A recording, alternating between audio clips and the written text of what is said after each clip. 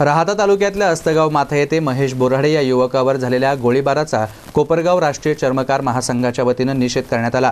बोराडेवर प्राणघातक हल्ला करणाऱ्या आरोपींना तात्काळ अटक करून कठोर शासन करावे या मागणीचे निवेदन पोलीस निरीक्षक सुरेश शिंदे आणि पोलीस निरीक्षक शहाजी नरसुडे यांना देण्यात आलं।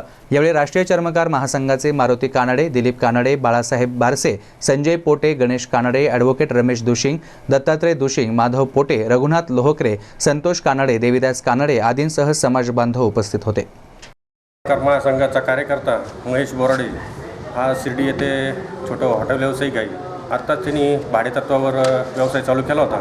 तो बाबळेश्वरून आटोपून शिर्डीकडे परत येत असताना अस्तगाव माथा येथे 3 टेबल सीट शाईन गाडीवर येऊन त्याच्यावर गोळ्या झाडल्या।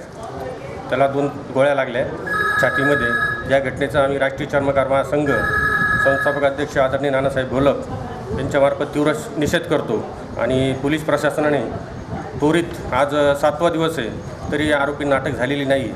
तिघे आरोपी फरार आहेत, तरी लवकरात लवकर आरोपींना अटक व्हावी अशी प्रशासनाला मी विनंती करतो। आज आम्ही पोलीस अधीक्षक साहेब अहमदनगर जिल्हा पोलीस निरीक्षक कोपरगाव पोलीस स्टेशनला शिर्डीमध्ये जे महेश बोराडे यांच्यावर जो प्राणघातक हल्ला झाला त्याचा निषेध म्हणून आम्ही सर्व कोपरगाव तालुक्यातील चर्मकार समाजाचे कार्यकर्ते त्या घटनेचा तीव्र निषेध करतो आणि त्या आरोपीला जास्तीत जास्त शिक्षा व्हावी अशी आमच्या समाजातर्फे मी आपल्या साहेबांना विनंती करतो आणि यानंतर अशा प्रकारच्या घटना घडू नये याकरता आपल्या पोलीस कर्मचाऱ्यांनी किंवा पोलीस स्टेशनच्या